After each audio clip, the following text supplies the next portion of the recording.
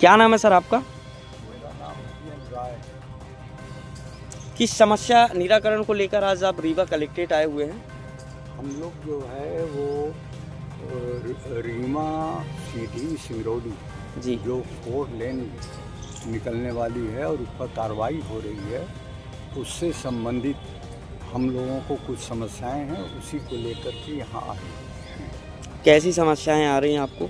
समस्याएं ये आ रही हैं कि इन्होंने 3A का प्रकाशन 2025 अक्टूबर-नवंबर में कर दिया। जी उसके बाद से अभी जो है ये लोग ग्रुप बना करके जी पटवारी, NHI और PWD, PHE फॉरेस्ट ये घर घर घूम रहे हैं वहाँ पर, और ये बिना बताए, बिना किसी सूचना दिए हुए सभी लोगों का जो है वो घर का नाप कर रहे हैं। जी और यदि कोई आदमी पूछता है कि भाई किस लिए आए हैं, तो बोल रहे हैं कि हमको सड़क बनाना है, चौड़ीकरण करने के लिए आए हैं। जी और आदमी अपनी समस्याओं को जब इनसे पूछता है जी तो ये किसी प्रकार का संतोषप्रद उत्तर नहीं देते हैं। जी यहाँ तक कहते हैं कि हम लोग 4 लेन बनाएंगे और जिसकी ज़मीन या जिसका मकान अधिग्रहण हुआ है जी उसको मात्र हम कलेक्टर गाइडलाइन से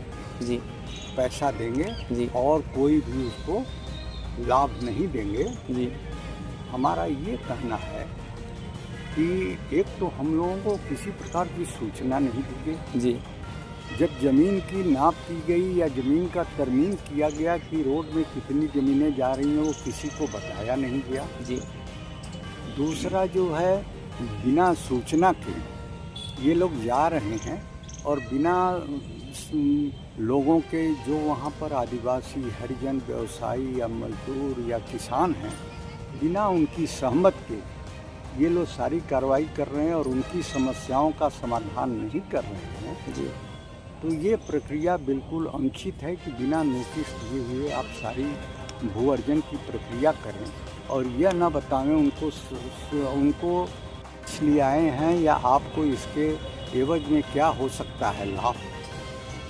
तो हम लोग इसका जो है खुल करके विरोध कर रहे हैं कि उनको स्पष्ट बताना चाहिए, और नहीं तो हम लोग की आजीविका प्रभावित हो। और जो वो बता रहे हैं, NHI वहाँ पर संभवतः मुआवजा बना रही है, NHI वाले ये जवाब देते हैं, यदि ये पूछा जाए किसी से तो NHI वाले ये जवाब देते हैं कि मैं तो केवल कलेक्टर जगहों पर जहाँ पर बाज़ार या दुकानें बनी हुई हैं वहाँ पर प्रेक्षक भेज करके और कलेक्टर और SDM महोदय के मार्गनिर्देशन में बाजारू दर निर्धारित होता है।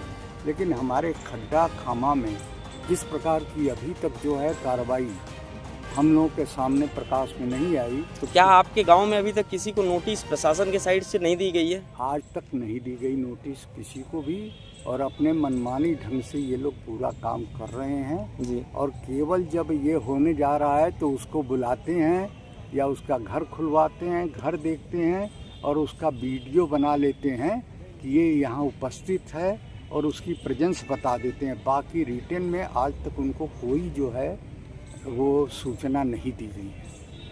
नहीं तो ये जो आप बता रहे हैं 4 लाइन का निर्माण हो रहा है, तो NHI के साइड से जो भी लोग आते होंगे तो क्या अभी तक उनके द्वारा आपकी ज़मीनों का मतलब नमित किया गया है या नहीं किया गया है? नहीं किया गया। विदाउट नमित किए हुए मुआवजा बनाया जा रहा है? न तो पटवारी द्वारा किया गया, न उनके द्वारा। हम लोगों की जानकारी नहीं है। जी। उन्होंने अपने आप आ करके पत्थर गाड़ दिया और फिर जो है जिस हिसाब से वो अपना कर रहे हैं, चाहे उनका GPS हो चाहे कुछ भी हो, वो अपने मनमानी ढंग से कर रहे हैं, को आज तक नहीं है। तो आप कैसा न्याय चाहते हैं और किस न्याय की मांग को लेकर आप रीवा जिला कलेक्टर महोदय के पास आए हुए हैं? जो है एक ज्ञापन SDM को, कलेक्टर महोदय को, SP महोदय को सब जगह भेज चुके हैं और हम लोग की प्रमुख मांग ये है कि भाई वहाँ पर हम लोग कलेक्टर गाइडलाइन जो कम है 2025 मार्च की है जी। उस पर जो है भूमि देने को वो सहमति नहीं है और हम लोग चाहते हैं कि निष्पक्ष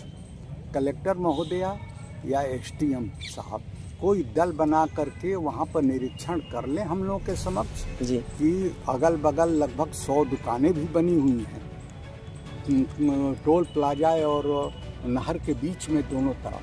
तो कम से कम ये जो है देख लें कि यहाँ का दर क्या होना चाहिए और उस दर के अनुपात में जो है उस हिसाब से मुआवजा जो है इस भू अर्जन अधिनियम में जो मुआवजा वो है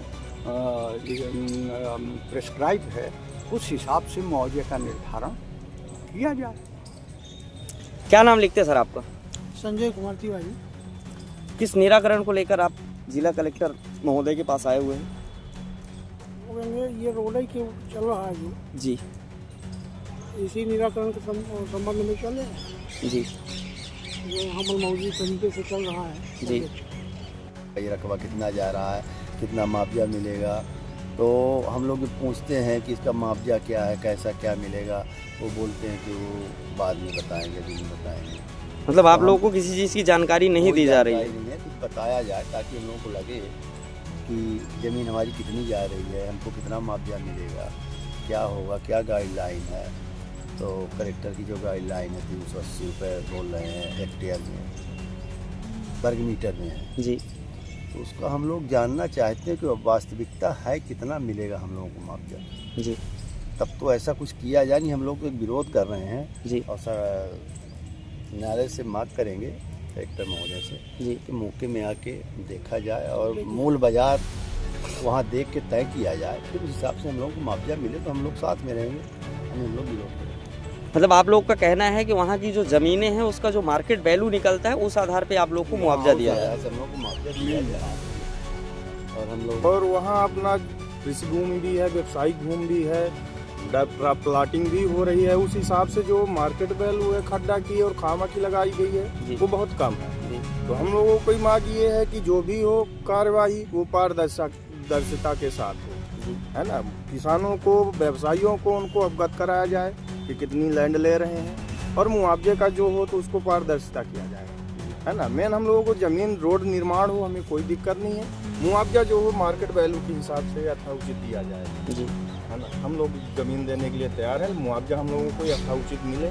और जो कलेक्टर गाइडलाइन है उसके हिसाब से बहुत कम मुआवजा मिला है, इसलिए हम लोग कलेक्टर महोदय के यहाँ आवेदन दिए हैं कि जो भी हो उसमें सुधार किया जाए, वहाँ उसका सर्वे कराया जाए, स्थल निरीक्षण कराया जाए और उसी मार्केट वैल्यू के हिसाब से उसका मुआवजा बनाया जाएगा जी।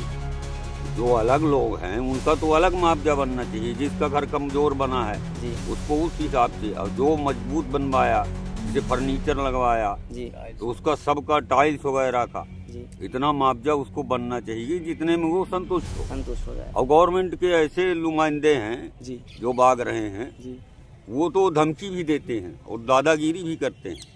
और वो 10 गुना मुआवजा डॉक्टर मनमोहन सिंह 2010, तो जब यहाँ मिल नहीं रहा, फील्ड में कोई दिख नहीं रहा, सरकार तो बहुत फैसला बोलती है जी। यहाँ पर सरकार बोलने कोई अधिकारी जो है यह बताने को नहीं है जी और काश्तकारों और व्यवसायियों को संतुष्ट करने को दिख नहीं रहा है जी कि हम इस प्रकार से आपके प्रति कार्रवाई कर रहे हैं जी। हमारा ये कहना है कि जब जो है NHI केवल प्लिंथ एरिया नाप रहा है तो क्या प्लिंथ एरिया से पता चलेगा कि घर के अंदर टाइल्स लगी है, फर्नीचर कैसे लगे हैं, लकड़ी के सामान कैसे लगे हैं? तो क्या SOR रेट नहीं बना सकते वो? तो वो केवल प्लिंथ एरिया नाप करके और मौका है जी। इसके साथ साथ किसी का आधा मकान जा रहा है और RCC पड़ा हुआ है, तो क्या हाफ मकान का वो लोग कह रहे हैं कि हम देंगे? फील्ड में इस तरह का हवा तैयार किए हुए हैं कि किसी का आधा मकान फंसा है तो वो आधा मकान दे रहे हैं और आधा मकान RCC छत है, वो तो JCB चलेगी, पूरा छत गिर जाएगा। बिल्डिंग खत्म, तो इस तरह से मुआवजा थोड़े दिया जाता है। बिल्डिंग के 85 आदमी 85 आदमियों के 10%। नहीं तो हम बुलाई थी नए नचाई वाले नहीं बता दिया तो साहब इनका थोड़ा अधिक खड्डा में तब समझ में आया। तब उनको समझ में आएगा जब